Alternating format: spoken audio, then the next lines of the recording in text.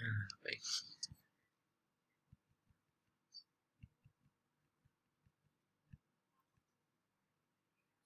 Nah, baik teman-teman, selamat pagi dan salam sehat semuanya.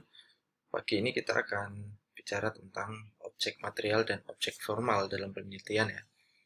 Ini sebenarnya berangkat dari filsafat ya. Dulu di filsafat ilmu sudah dipelajari ya, sudah diajarkan kan soal ini di filsafat. Kemudian adalah embrio ilmu sebenarnya, ilmu pengetahuan itu berangkatnya dari filsafat ya, riset-riset filsafat itu. Oke, langsung saja.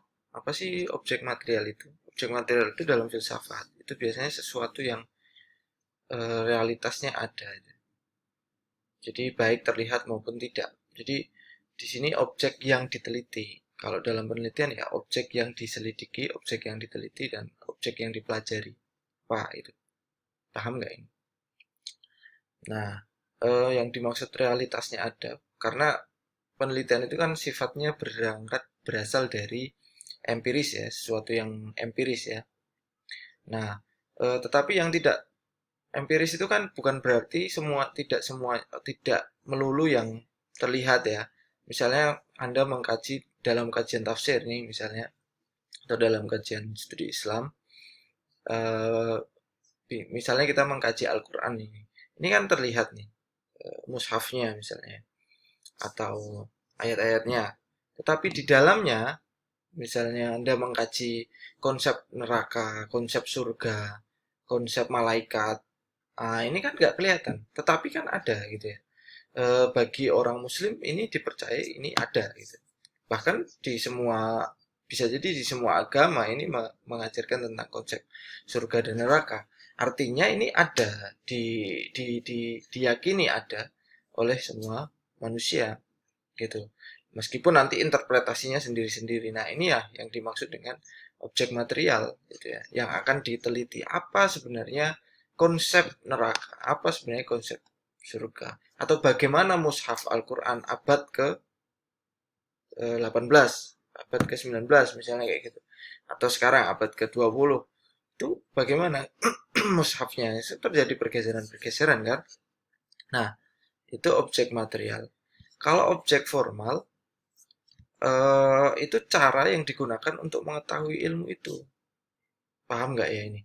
Perspektif. Nah, misalnya kayak gini, Anda mengkaji surga dalam Al-Quran, perspektif Toshiku Izutsu. Nah, kan sering kayak gitu ya di IAT itu. Perspektif hermeneutika Fazlur Rahman, misalnya. Kan banyak juga yang kayak gitu kan. Nah, ini namanya objek formal. Atau istilah lainnya adalah pendekatannya. Nah, gitu. Perspektif hermeneutika Syahrur, perspektif hermeneutika eh, siapa misalnya Abu Zaid, eh, Nasr Hamid Abu Zaid, Farid Ishaq misalnya kayak gitu. Nah, ini namanya objek formal. Nah, seharusnya ini sudah selesai pada mata kuliah filsafat ilmu. Ini ya. Nah, nah, kemudian kita lari ke kajian IAT itu. Nah, kajian IAT itu kan tentang Al-Quran dan ilmunya, misalnya kayak gitu ya.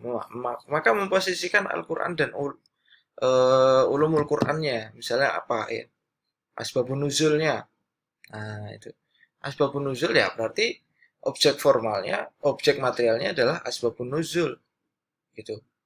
Nah, tetapi kemudian objek formalnya nanti bisa mengkaji dari segi sejarahnya, sejarah pencetusan asbabun nuzul. Nah, siapa yang misalnya yang mencetuskan itu atau siapa lagi apalagi ya misalnya em, munasabah bainal ayat itu atau nasih mansuh pada masa awal nasih mansuh ini berjumlah sekian sekarang kok menjadi sekian. Nah, ini apa perbedaannya? Maka bisa dikaji dari tinjauan sejarah pembentukannya misalnya kayak gitu. Terus kemudian Al-Quran dan karya-karya tafsir, produk-produk tafsir. Wah, ini kan banyak sekali ini. Bagaimana konteks kepenulisannya, terus kemudian bagaimana persinggungan apa namanya dengan budayanya, kemudian bagaimana apa namanya eh, um, eh, isinya gitu ya, bagaimana perbedaan-perbedaannya. Nah ini nanti berkaitan dengan eh, kajian tokohnya, mufasirnya gitu ya. Misalnya konsep tertentu dalam Al-Quran, konsep wanita, konsep perempuan dalam Al-Quran misalnya gitu. Terus lagi misalnya konsep eh, masyarakat dalam Al-Quran, perspektif siapa tokoh tertentu, dan lain sebagainya banyak sekali. Nah ini objek material. Kemudian kajian living Quran. Nah yang dilihat apanya? Masyarakatnya atau bagaimana masyarakat me- me- memahami Al-Quran atau dan sebagainya, banyak sekali kan kajian living Quran itu. Kemudian metodologi penafsiran Al-Quran, baik eh, tafsir baik klasik ataupun kontemporer. Misalnya konsep hermeneutika Gracia dalam dan dan apa relevansinya dengan hermeneutika Syahrur misalnya kayak gitu. Apa sama persamaan dan perbedaannya dan lain sebagainya. Dan juga ada kajian misalnya filologi gitu ya. Nah gitu. Filologi melihat mushaf-mushaf Al-Quran pada masa lampau, bagaimana konteks kepenulisannya, bagaimana sastranya, bagaimana bagaimana iluminasinya, bagaimana ditulisnya, kertasnya apa, itu menunjukkan abad keberapa. Nah, artinya kalau abad sekian sudah ada penulisan tafsir, maka ilmuwan sudah maju, Islam sudah maju, sudah masuk ke daerah tertentu misalnya, dan lain sebagainya.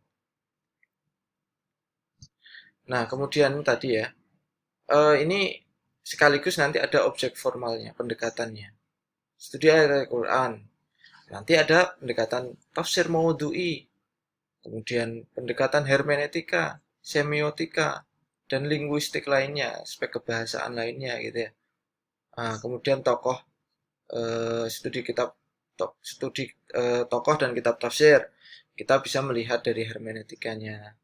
Kemudian kita melihat teori-teori budaya yang bersinggungan di dalamnya, gitu ya. Kemudian sosiologi ilmu pengetahuan, kemudian pendekatan sejarah kritis, terus analisis wacana, banyak sekali gitu ya. Pendekatan psikologis dan sebagainya. Kemudian manuskrip, ya, filologi, iluminasi, kemudian pendekatan sastrawi, pendekatan sejarah kepenulisannya, sosiologi dan sebagainya.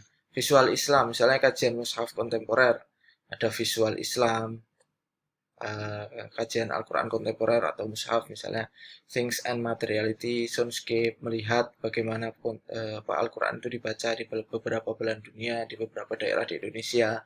Terus kemudian pendekatan pop culture studies, dan lain sebagainya. Nah, eh, objek material ya, Al-Quran dan gerakan keagamaan baru, Al-Quran dan tradisi, para penghafal Al-Quran, rumah-rumah tahfidz, dan sebagainya. Nah, sekarang tugasnya adalah bagaimana disertasi dan tesis yang Anda kaji kemarin, mana objek materialnya dan mana objek formalnya. Silahkan dipresentasikan sekarang. Kemudian juga tantangannya setelah kuliah ini adalah ajukan objek material yang akan dikaji. Setelah itu baru kita ngobrol soal objek formal. Gitu ya. Jadi objek formal apa yang dimaksud ya tadi. Misalnya kita akan ngobrol soal hermeneutika, semiotika, kemudian teori-teori budayanya, sosiologi ilmu pengetahuannya, visual Islamnya, things and materiality-nya, soundscape, pop culture, studies, dan lain sebagainya. Itu berangkat dari objek material dan objek formal yang Anda ajukan nanti. Jadi kita sudah mengarah ke tulisan Anda, jadi tidak ngawang-ngawang. Kalau nanti ngawang-ngawang bisa jadi tidak dipakai dan Anda kita karena terlalu banyak ya yang akan dikaji tentang objek formal itu dalam mengkaji Quranic Studies itu. Oke, kira-kira gitu ya. Silahkan jika